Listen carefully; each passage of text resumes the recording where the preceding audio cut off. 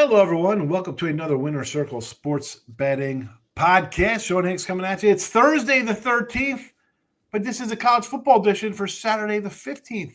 A pair of top 10 matchups we'll be looking at and breaking down for you here in just 1 minute. But before we get to that, hit that like button, notification bell, turn it on so you know each and every day the free picks come at you here.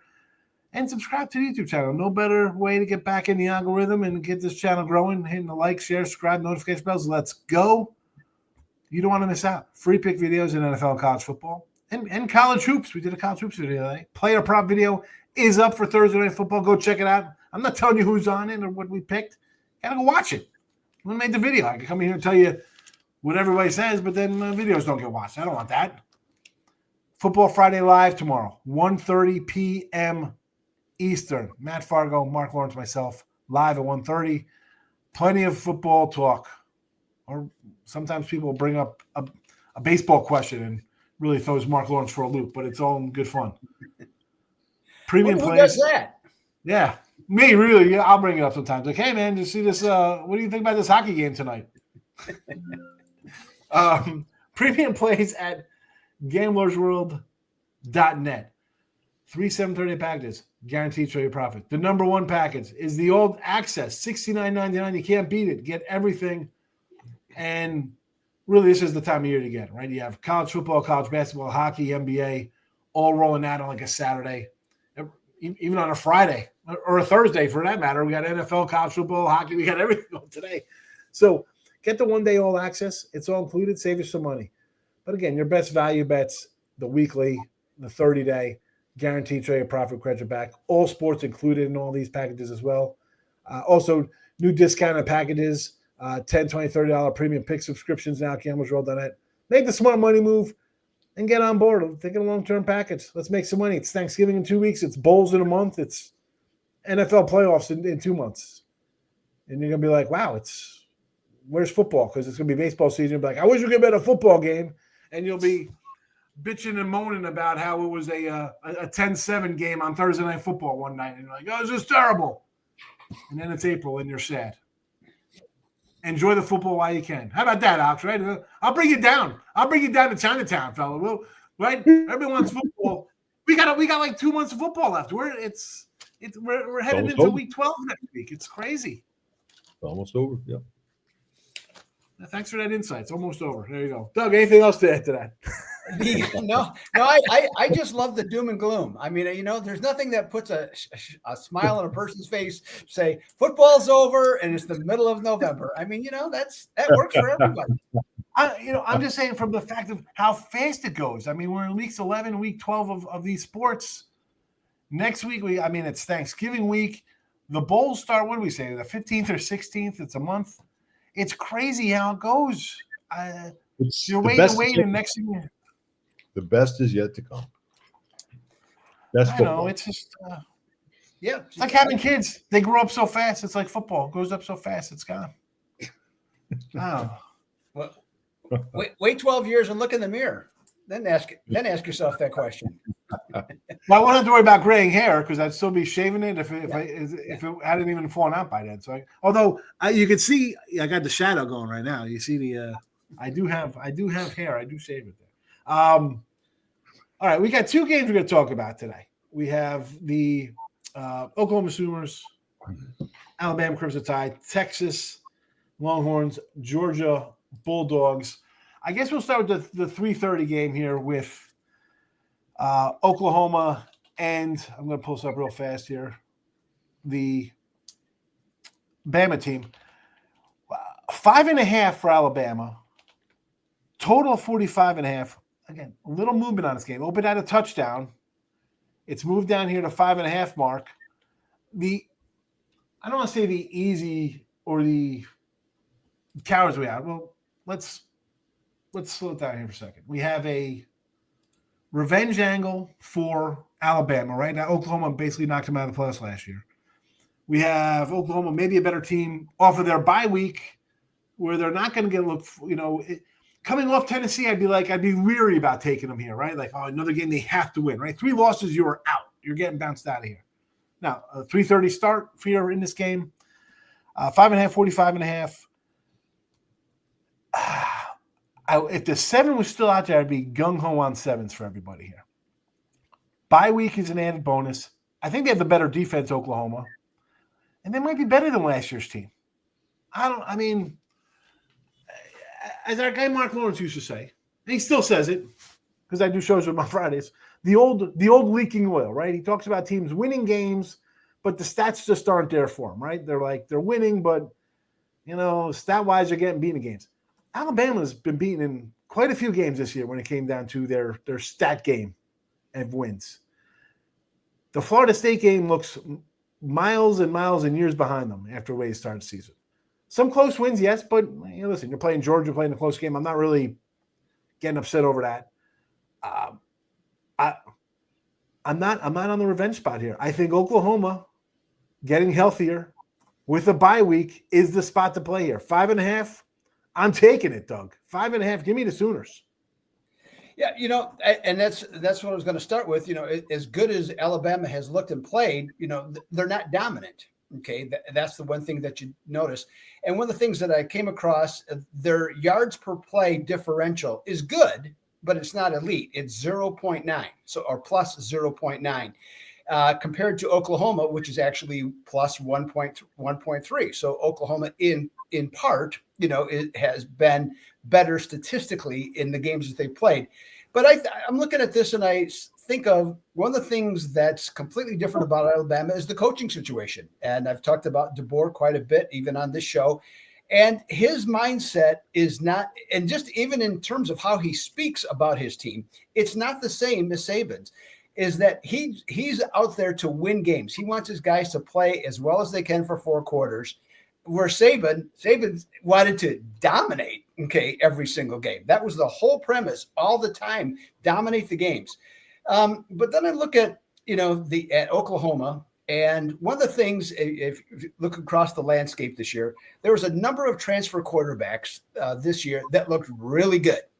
Coming in September, played well into October, but all of a sudden, most of those guys haven't done so well. They've regressed. Whether there is more tape on them, whether there is, let's say they regressed to a certain degree, whatever the case may be, that has happened quite a bit when you look at it. And let's face it, not a lot of quarterbacks, if they're that good, they're not moving on, unless they're going to get a boatload of money. So John Mature, to me, is example 1A. Sure, the injury hurt him, no question about it, set him back. But, if you watch him, he's not a great thrower. He's a great athlete, and he can do a number of different things, but I'm not sure that he's the guy. So the opposing teams have taken away his ability to run. So that makes him a thrower. That's where he has not been as successful. Sean, you mentioned about the defense. Here's something, though, about Oklahoma's defense. In SEC play, Oklahoma gives up 21.6 points per game. Alabama, 18.3. So what am I going with here? I'm going to go the opposite of you on this one. I think it's going to be an intriguing game, but one thing that Alabama has shown all year is the ability to not only win games in the fourth quarter, but they also cover spreads in the fourth quarter. I say that, they got the little bit of a revenge angle going here, and also the Tide, I'll say they'll roll to 8-0 against the spread at home, because against teams that are outscoring the opposition by 10 or more points, they are going to end, or they are 8-0 against the number. Tough to argue that number there. Ain't no against the number taking care of business, Alex. What do you think about this one? Side, maybe we're on the total a little bit here. We talk about the defensive metrics that Doug brought up. Well, just looking at the points in it, right off the bat, you have to respect the line move. But at the same time, is it respectable enough not to sort of bounce back the other way? And now you're only going to have to lay a little bit of lumber, thinking Alabama is going to come out here on top. And they have a tendency of doing well in games like this. DeBoer is 32-2 SU at home in his career. He's won 15 straight against top-tier opposition with a 60% win rate or better. This is where he comes to play. He's covered 10 of those 15 games, that 15 SU mark I'm talking about. So right off the bat, you're looking at a guy that knows how to win. He's well prepared. Like we've mentioned before, there is revenge on board here. We'll take that for what it's worth. The bottom line is the team wants to win anyway, and at a 7 or less point spread, I think it's a viable bet to take them. Once again, you have to respect the line move. Looking at a defensive battle, absolutely. That's what I think we're going to see more. I think I'd lean more towards this being just a grind it and pound it sort of postseason game. And, Texas has won 4 straight. I mean, I'm sorry, I'm back at Texas again. I'm looking at Texas game. I was dreaming here. But Bama continues to win. But, Simpson has not looked all that. I wouldn't say Simpson or Mature have looked like top tier quarterbacks or pro quarterbacks. I'd say more they handle game pressure well, and they just sort of sustain what the coaches on the sidelines, the offensive coaches, want to achieve, even though they're not brilliant anyway. So we're looking at defenses here, man. We're looking at defenses, pound it all day long, and probably a lot of red zone misfires. So under. It's 45.5, Doug. And I agree, like you brought up, one team's giving up 21 points, the other one's 18. And you're thinking, all right, 24-21, this game's still kind of under. I think if this game even goes to like a 30-24 type range of game, it still almost feels like an under. Like, why do I feel like it's going to be a late, like a first half under and a second half pull away for somebody? And a follow-up in a different way to that. You mentioned the way the quarterbacks are playing. Someone was bringing up like the Jets, and in another chat I was talking about, and I was like, why should they make a trade maybe like Kyle Murray for them or something to get a real legit quarterback? And like, oh no, you got the guy from Indiana they should draft. Do you think, like, just on a flat out, we'll get back to these quarterbacks in this year, Gabriel, Tater with his messed up hands, any of these guys, you really wasted a first round, a top 5 pick on one of these guys?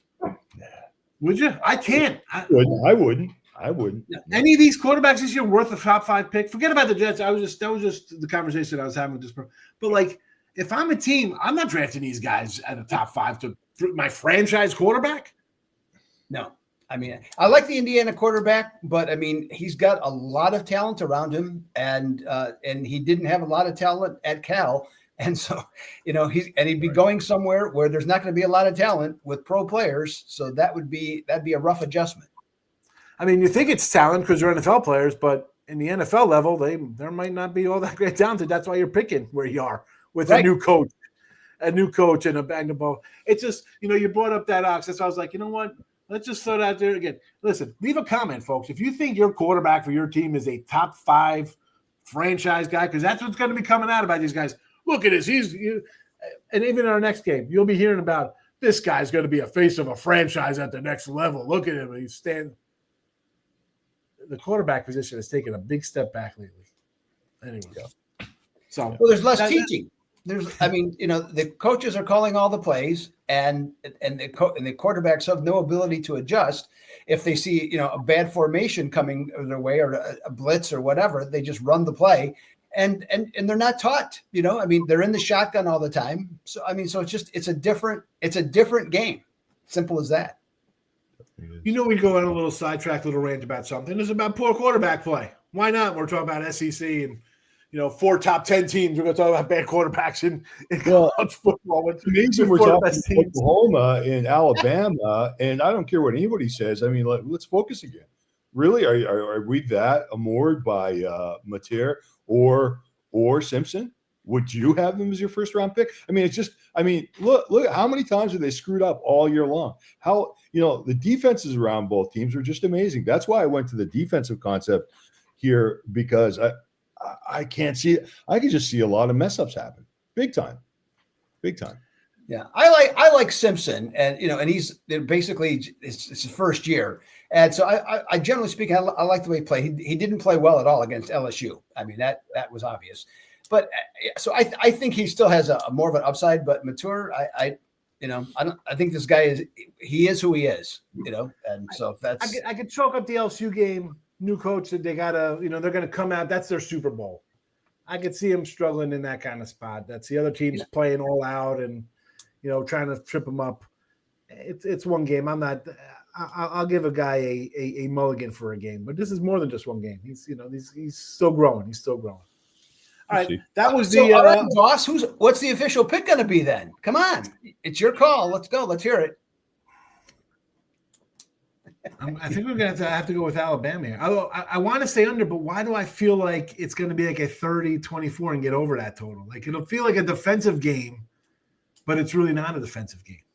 Right. We'll be talking about a team making a stop or a turnover, this and that, but the game is going to like go over 50. You guys both like Bama. I just think it's going to be painful to watch. I think it's two good teams that are overrated in so many different aspects of the game. And we don't have to have an official one. We got another game which. And the other thing too, if to what Alex said, if the line goes back up, I mean the value of the play then goes towards Oklahoma. Right. No question. Yeah. In this kind of game for sure. If I'm thinking under, then absolutely. Yeah. Yeah. Yeah. And at a 5.5, let's be honest, that number is in no man's land. It's a no man. 7, you're like, ooh, that's a nice. I'll take a dog there. They win by 7. I got to push. Or lose by 3. I'm inside the number. 5. You're like, what am I doing with this one here? It's still 26, 20. Like what is that kind of game? Still laying at 7 with a 5.5. You're essentially they're still prompting. 7. Yeah. 7 might as well be 10, right? I mean, anytime 10 to 20, you gotta always account. I figure. No matter what team it is, whatever helmet they got on, it could be Eastern Michigan, it could be Alabama. I got to account for somebody's coming down with a minute to go and scoring a touchdown that puts them inside the number somewhere. So, Bryant-Denny Stadium, 3:30 is your watch time for this one. Again, I'm not going to throw something out on this one. I don't think we like different things on this. I don't want to put an official rating, come in here and take a grade on a game where we have different thought processes on it. Let the public decide too. Let them chime in. Who do they like? Yep, exactly. We said our piece. Who we like. There you go. Sometimes we'll disagree, folks. It's you all come in and listen. 3 guys have the same opinion. The show would be 4 minutes. We say, oh, take so and so and goodbye. Have a good night. No, nope. If you stuck around this long, if you haven't already, hit the like and notification bell, subscribe to the YouTube channel because we got game 2 here of our double dipper. Texas, here we go. The Longhorns, led by a guy who's supposed to be a good quarterback. I don't know about that with Mr. Arch here. Oh, boy. We have a 6.5 point line in this game for Georgia. 48.5 is your total. Oh, boy, oh, boy. 8-1 for Georgia. I think they played a little tougher schedule. Again, 7:30 start for this one, for those interested in this game. It's a 7:30 start in Sanford Stadium here. I believe this is a ESPN game, by the way. Yes. For those, right? It's a big ESPN matchup in this one. Actually, it'd probably be ABC. ABC? Yeah. Oh, yeah. So ABC. Yeah. I look at Texas. Their last 2 games, 35 and 45 points, the last 2. Has it taken Arch Manning 7 games to learn how to be a quarterback, or is it based on who they played? Because I'm not taking his games against Sam Houston and San Jose where he had good numbers. Against SEC competition, it's taken him to mid-November, to have a good game. Georgia beat these guys twice last year. I think they beat them again this year. I mean, the line to me, think like the bookmaker line, and I see a 6.5. And normally 6.5, 2.5, I want to take a dog. Like, oh, the other team's got to win by 7, easy peasy. I am still not sold on Arch Manning. I know people love this guy, thinking he's the cat's pajamas, this guy, and he's going to be the number 1 pick, and he's a franchise guy. Has he looked like a franchise quarterback? We were just talking about it for the other guys. This team, I think, has a lot of flaws. I like Georgia. I also like the under based on, I think the best unit on the field is the Texas defense, believe it or not. I think that's like overall the best unit. Not a Stockwell kind of guy. I think he's okay. I mean, they're 8-1. It's not like they're, they went on the road to Tennessee. They lost. They had the 24-21 Bama game. It's a tough one. Georgia in the under for me, Alex, here. Let's see. We'll see if we get any kind of consensus on this game between the 3 of us. Well, you gotta respect Sarkisian on the road. Texas has as much talent as Georgia, has as much talent as Alabama. Yeah. Okay, Arch Manning, Archie. Like I'm thinking, like you know what I'm thinking. But anyway, we're old guys. Yeah, Archie. Yeah, but Archie Manning, he's not. We all thought maybe a Heisman Trophy this year or something. I don't. We're not even close to that. But he's done pretty well. He's 674 yards, 6 touchdowns, only 1 interception since October 11th. He's playing decent football. But you got other people around him. You got an offensive line that's maybe not giving him the protection he needs. Maybe you've got offensive coordinators that are not pushing forward with more aggressive style of football. And it seems like the team's depending on their defense to do everything for them. Now, I really love Georgia overall, and their disappointment in some ways too. But man, this is a pretty big game, and this is Texas was out of the picture completely here. Like I mean, at one point now they're in the playoff picture again, and you got to think that this is that one game that I don't know, do or die. It's like a death grip match, and I can see the Texas defense standing up here. That's all I can say. There we go. Doug, what do you think? Well, you mentioned Texas winning. They were favored twice last year and lost both to Georgia, and now they're getting almost a touchdown in this one. And and you look at Texas, you look at their schedule. As you mentioned, let's skip Sam Houston State. The only complete game, 4-quarter game they have played is against Oklahoma. Okay, I mean that's it, and that's the only game. Vanderbilt, that game was over until they quit playing defense in that one. But Georgia hasn't been flawless. Okay, a lot of slow starts. You look at how they've played. Now they've obviously won a ton of games, but their only really complete game was last week. Okay, against Mississippi State, they gave up an opening drive touchdown and then rolled 41-14 after that. No question here that Georgia is the mentally tougher team. I don't think there's any doubt about that. Okay, in terms of and that all to do with Kirby Smart on that one.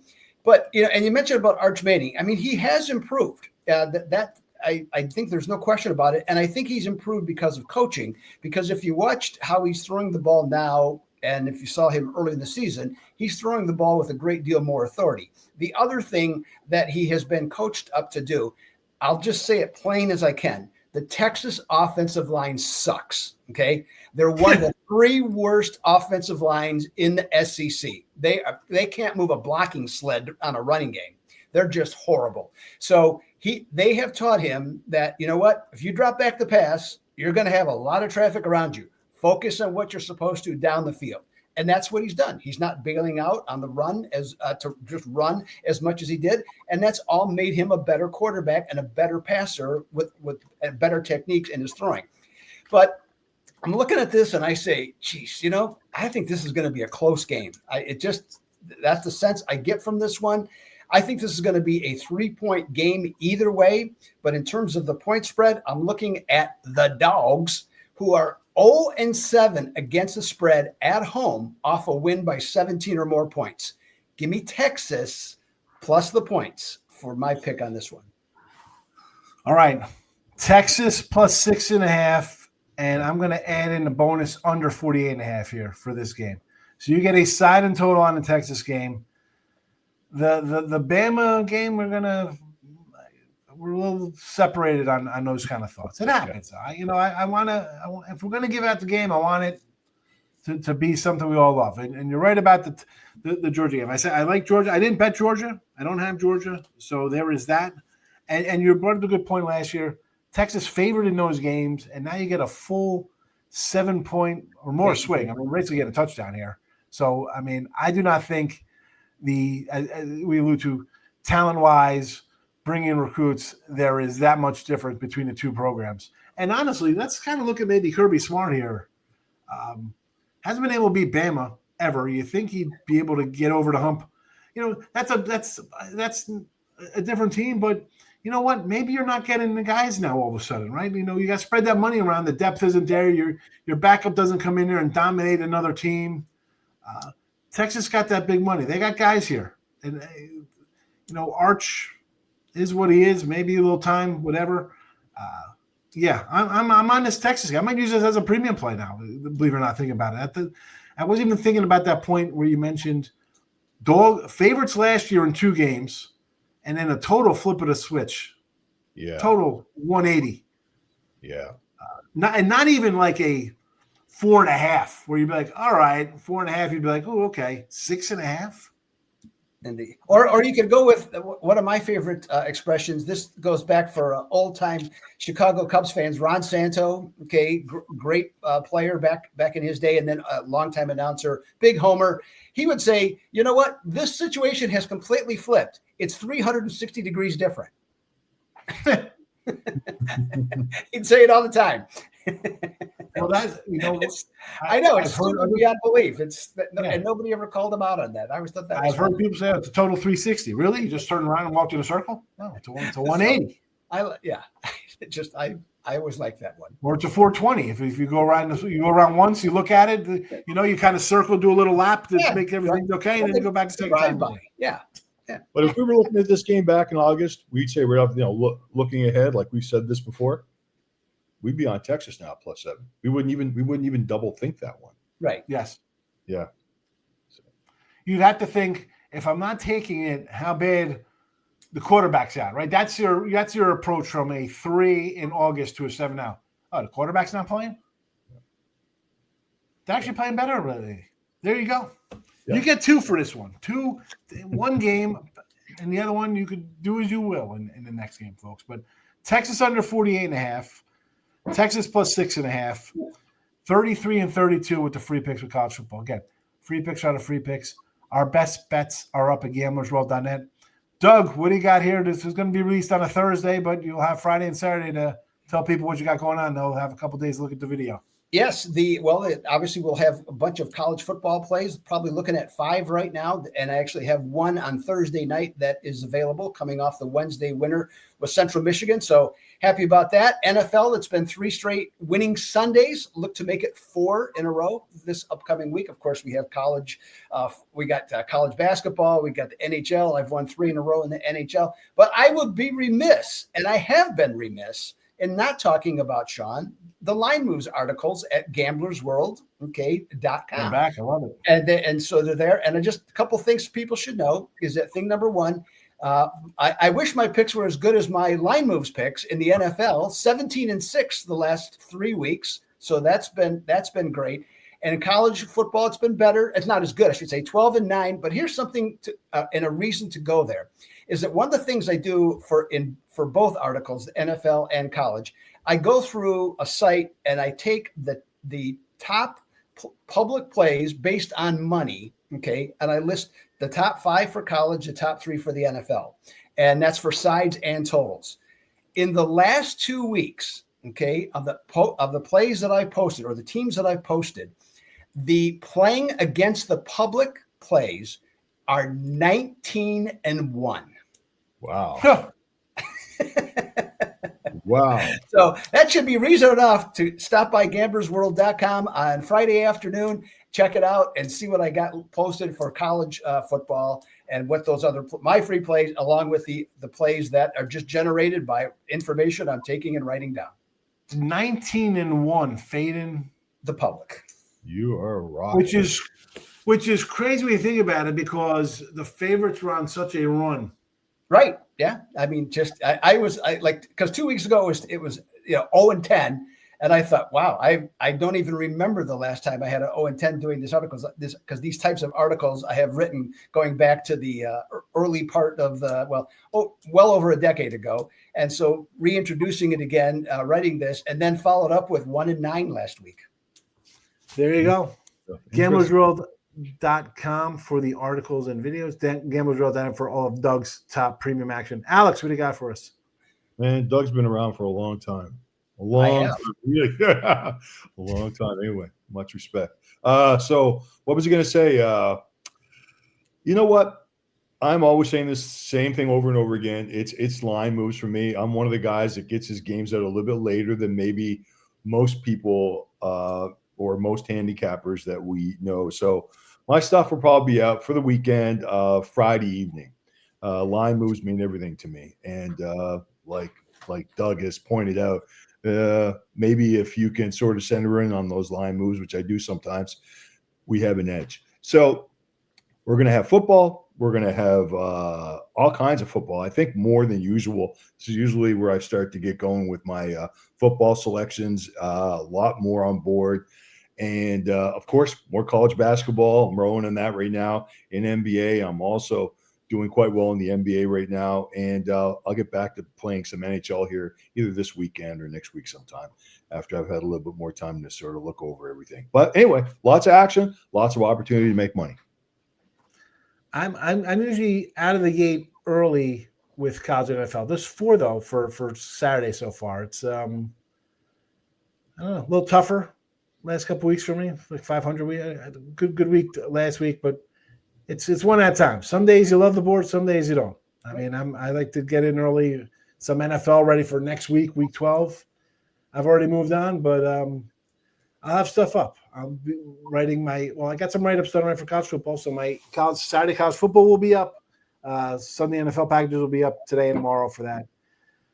College basketball, usually get a little 3-pack every once in a while from me there. So there's that. Again, slow out the door. We've talked about college basketball. It's a, I don't know, a lot of crazy movement. The line moves, the college basketball moves, just wowzers. Just that's another show. That's a long show, but we're not going to bore you with that. Again, we're going Texas and the under here as our free picks for this video, and that's that. Thanks for watching, everybody. Tomorrow live, 1:30 p.m. Eastern. Fridays, Football Friday Live. Mark Lawrence, Matt Fargo, myself. Gentlemen, good luck this weekend. Take it easy, everybody. Thanks for watching. See you guys.